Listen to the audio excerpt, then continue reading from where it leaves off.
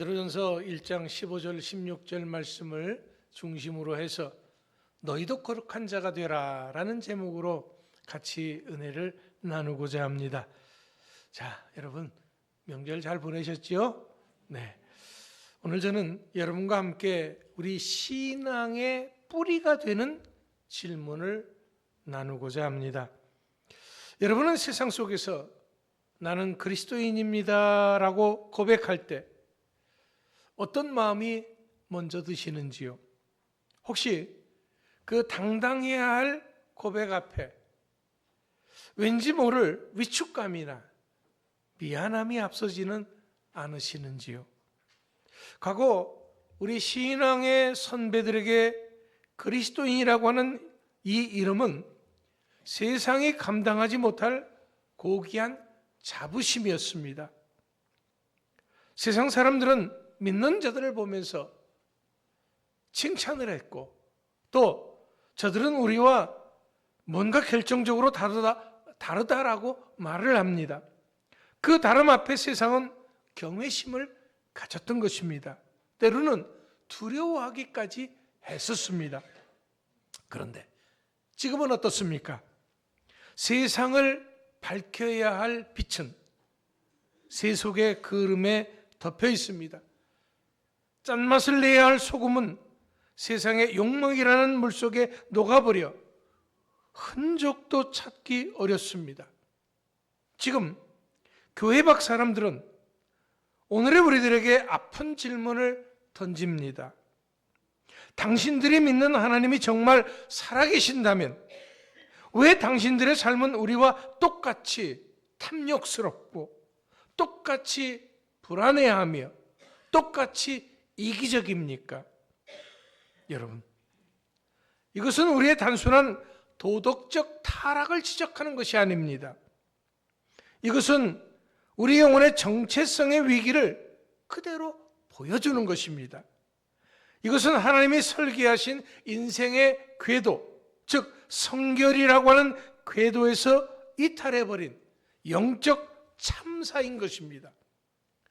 그래서 오늘 우리는 성결교회의 성도로서 우리가 잃어버린 그 거룩한 궤도, 성결의 진정한 의미를 다시 한번 찾아보고자 합니다. 우리가 말하는 성결 혹은 거룩이라고 하는 이 단어는 히브리어로 카도시라고 합니다. 이 단어의 가장 1차적인 의미는 자르다, 분리하다, 구별하다라는 뜻입니다.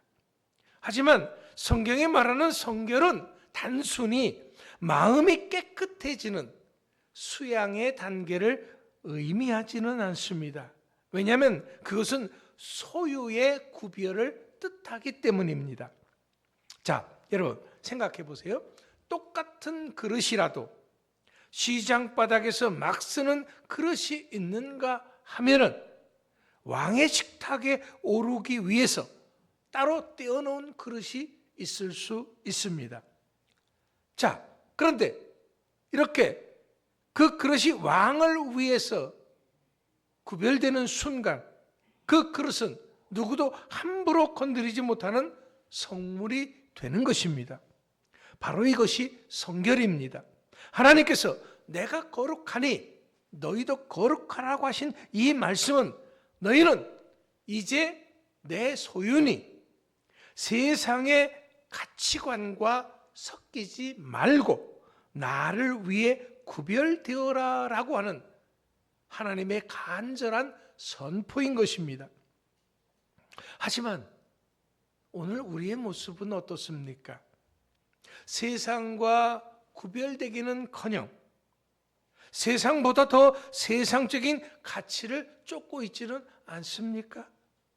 하나님이 말씀하신 성결이라고 하는 것은 세상 속에서 살지만은 세상에 속하지 않는 것입니다. 물 위에 떠 있는 배가 물과 섞이는 순간 침몰하듯이 성도가 세상과 구별됨을 잃고 섞이는 순간 성도의 생명력은 끝나는 것입니다. 그렇기 때문에 사도 바울이 그토록 경계했던 것이 바로 이 섞임의 문제였습니다. 2000년 전 사도 바울이 마주했던 로마 제국 역시 우리의 지금보다 더 혼탁했었습니다. 바울은 로마서 1장에서 당시 사회의 문제를 하나님 두기를 싫어하는 마음이다라고 이렇게 진단을 했습니다. 하지만 이렇게 하나님과 자신을 구별하지 못하고 스스로 하나님의 자리에 앉은 인간들이 만들어낸 결과라고 하는 것은 참혹했습니다. 불의, 탐욕, 악의, 시기, 분쟁.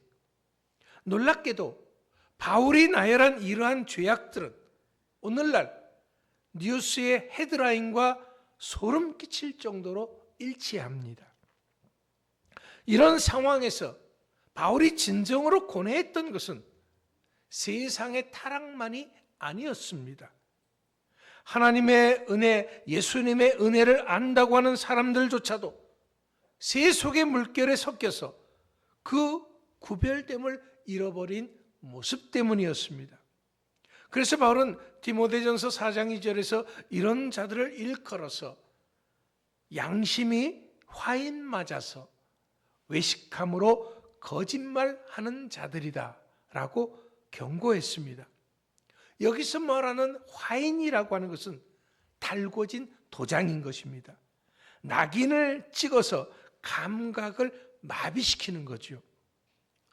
이런 사람들은 죄를 지어도 아프지 않습니다. 세상과 똑같이 살아도 부끄럽지 않습니다. 화인은 이런 상태, 즉 구별의 감각이 사라진 상태를 의미하는 것입니다. 바울은 화인 맞은 양심이야말로 시대를 멸망으로 이끄는 가장 무서운 적으로 보았던 것입니다. 그렇다면 이런 사도 바울은 평생을 어떻게 살았을까요? 그는 내가 내 몸을 처 복종하게 함은 내가 남에게 전파한 후에 자신은 도리어 버림을 당할까 두려워함이로다 라고 고백을 했습니다. 바울은 남들을 보고는 이렇게 사세요 라고 말하면서 자신은 세상 사람들과 똑같이 섞여 살았다? 아니다라는 거죠. 자신이 먼저 구별된 삶을 살기 위해서 매일마다 죽는 그러한 연습을 했다라는 것입니다. 사도 바울은 날마다 자신을 세상으로부터 잘라내서 하나님께 드리는 구별의 제사를 드렸던 것입니다. 바울에게 있어서 성결은 더 이상 이론이 아니었습니다. 매 순간 세속과 싸워야 하는 치열한 생존이었습니다. 여러분, 기차를 한번 상상해 보세요. 기차가 수만 톤의 짐을 싣고도 시속 100km를 안전하게 달릴 수 있는 비결이 무엇일까요?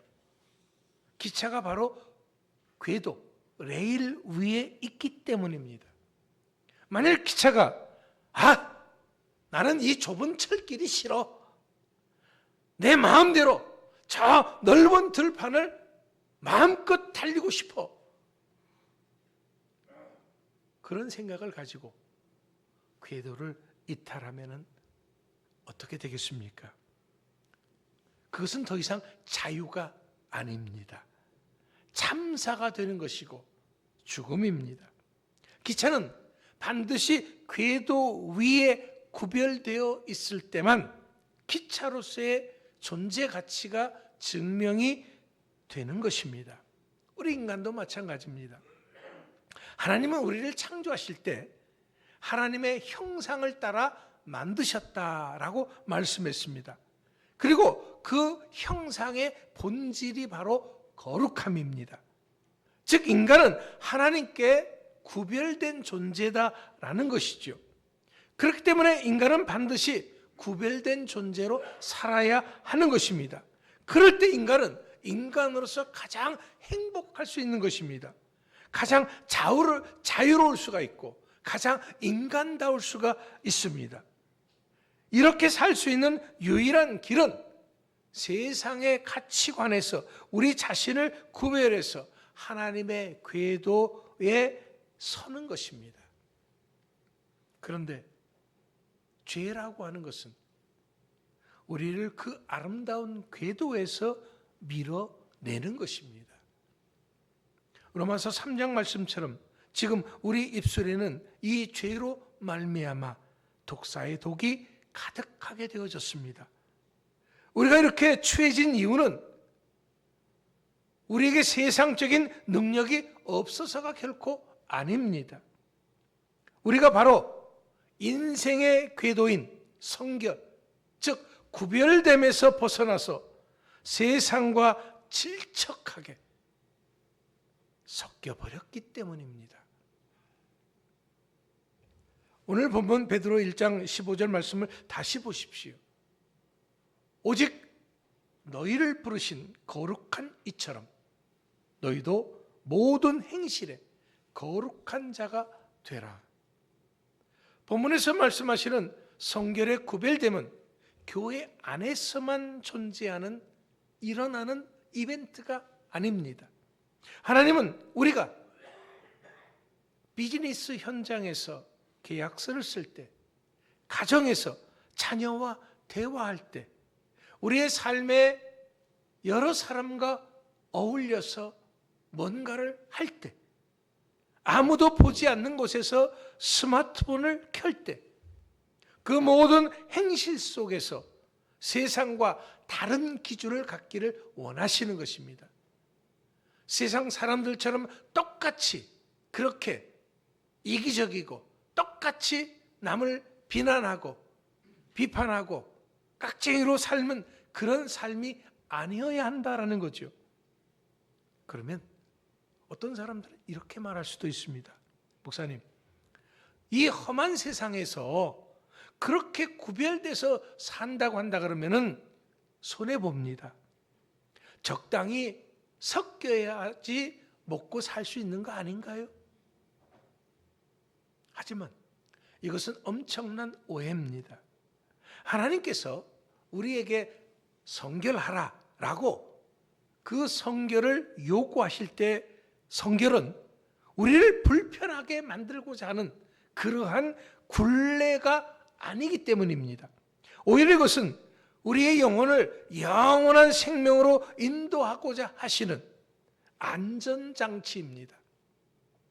우리가 비록 이 죄악 많은 세상에서 살아가지만은 여기에 발을 딛고 여기에 여러 사람들과 부딪히며 살아가지만은 우리가 그 속에서 하나님의 형상을 잃어버리지 않기를 바라시는 것입니다.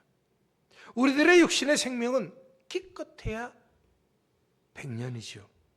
뭐 조금 더 살 수 있습니다. 하지만 영적인 우리 삶은 영원합니다.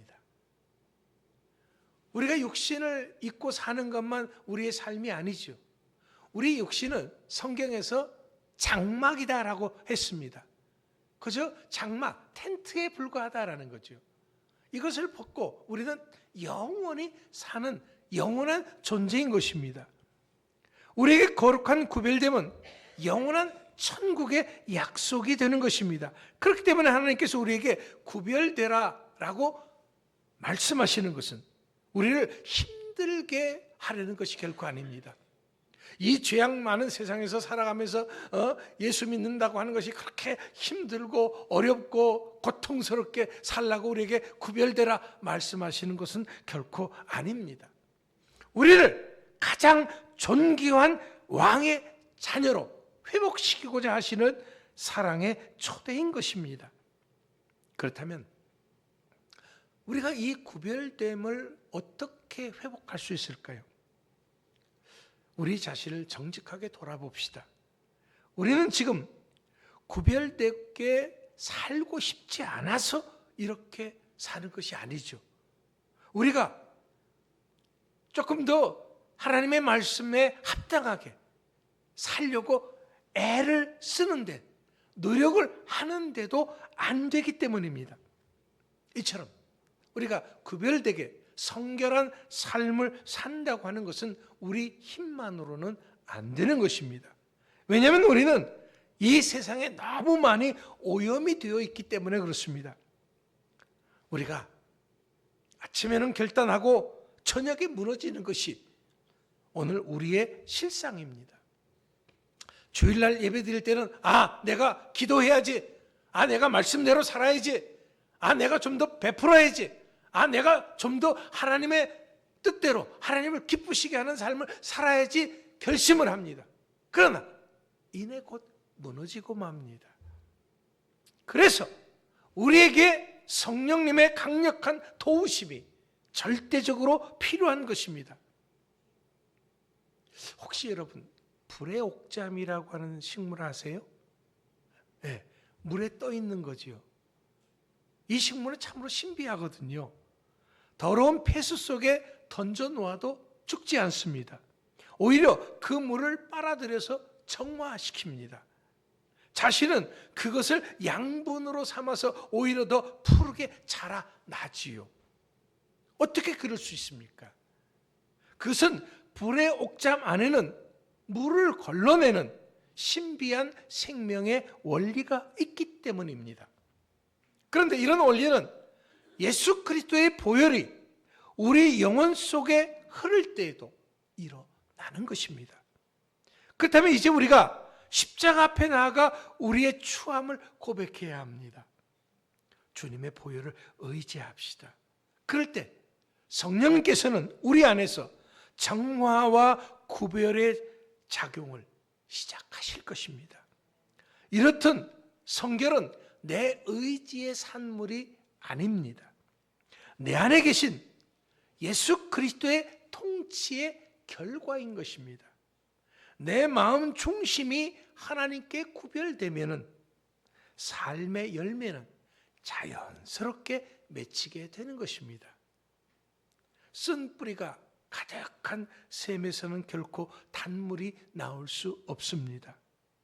우리 마음의 우물을 예수님의 보혈로 가득 채워야만이 우리의 언어와 행실에서 세상과 구별된 그리스도의 향기가 절로 배어 나오게 될 것입니다.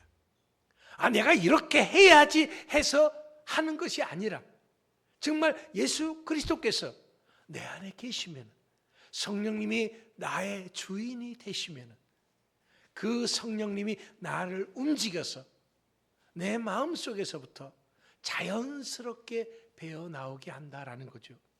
사람은 속에서 쌓은 것이 바깥으로 나오게 된다라고 했습니다.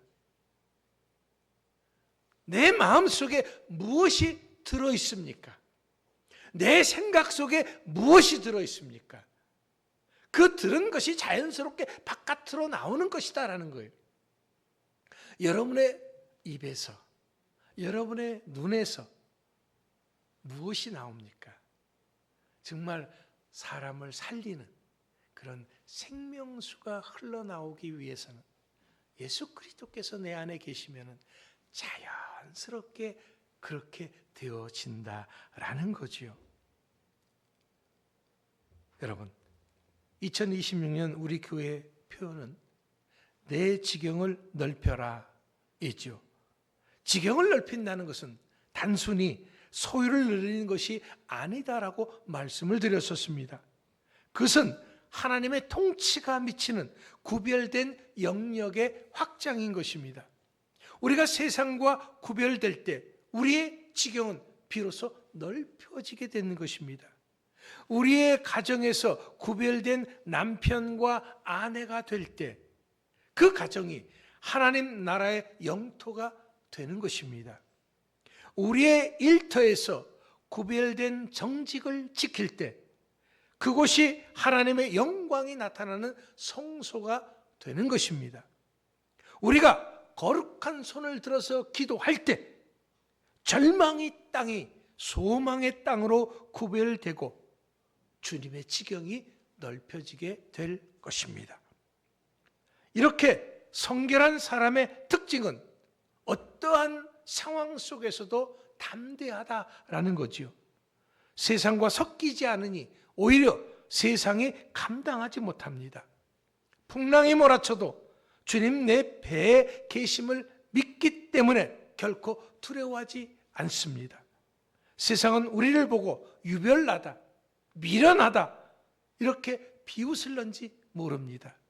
어떻게 그렇게 사느냐, 바보 같다 말할런지 모릅니다. 하지만 우리는 이미 다 알고 있습니다. 우리가 하나님께 구별되어 좁은 길을 걸을 때 우리에게는 하늘의 기업과 영원한 승리가 보장되어 있다는 사실을 말입니다. 우리는 기독교 대한성결교회 주사랑교회 성도들입니다. 그렇다면 이제 우리는 세상과 똑같은 색깔로 살지 맙시다.